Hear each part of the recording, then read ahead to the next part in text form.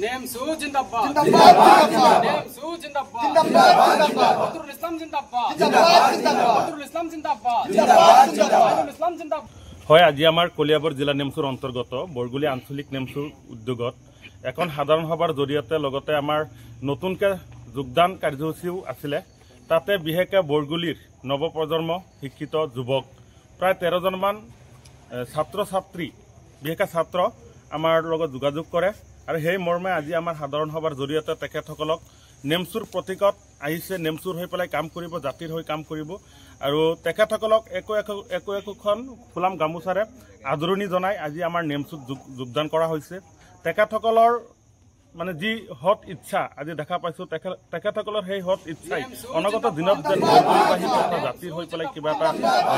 কাম হ'ব তাৰে আমি আশাবাদী তেখেতসকলৰ যি ইচ্ছা উদ্দীপনা সেইখিনি দেখি পেলাই আমি আপ্লুত হৈছোঁ তেখেতসকলৰ আজি নতুন জইনিং হিচাপে তেখেতসকলৰ উজ্জ্বল ভৱিষ্যত কামনা কৰিছোঁ তেখেতসকলৰ দ্বাৰাই যাতে আমাৰ এই পিছপৰা অঞ্চলখনৰ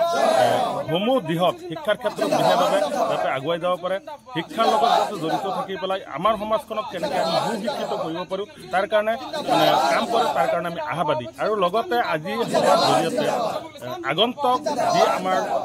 উচ্চ আৰু উচ্চতৰ মাধ্যমিক পৰীক্ষাত সুখ্যাতিৰে অৰ্জন কৰি পেলাই বৰগুলিলৈ বিশেষ আপোনাৰ সন্মান কৰি আনিব তেখেতসকলক আমি নেমচুৰ ফালৰ পৰা বিশেষকৈ বৰগুলি আঞ্চলিক নেমচুৰ ফালৰ পৰা সম্বৰ্ধনা জ্ঞাপন কৰিবৰ কাৰণে কাৰ্যসূচী আজি লোৱা হৈছে প্ৰস্তাৱ গ্ৰহণ কৰা হৈছে সেই হিচাপে আজি আমাৰ এই সভাখন আহ্বান কৰা হয় আৰু আপোনালোকৰ জৰিয়তে এটা কথা ক'ব বিচাৰিছোঁ বৰ্তমান অসমৰ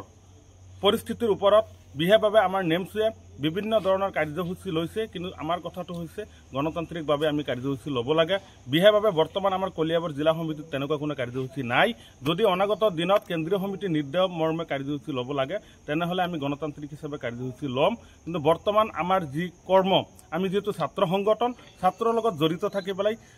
কেনেকৈ আমাৰ সমাজখন আগুৱাই লৈ যাব পাৰোঁ তাৰ কাৰণে আমি অৰহভাৱে কাম কৰি যাম বুলি আমি আশাবাদী পুনৰাই নতুনকৈ জইনিং হোৱা বৰগুলি আঞ্চলিক নেমচুৰ 13জন সদস্যক কলিয়াবৰ জিলা নেমচুৰ তৰফৰ পৰা অশেষ ধন্যবাদ জ্ঞাপন কৰিছোঁ নেমচু জিন্দাবাদ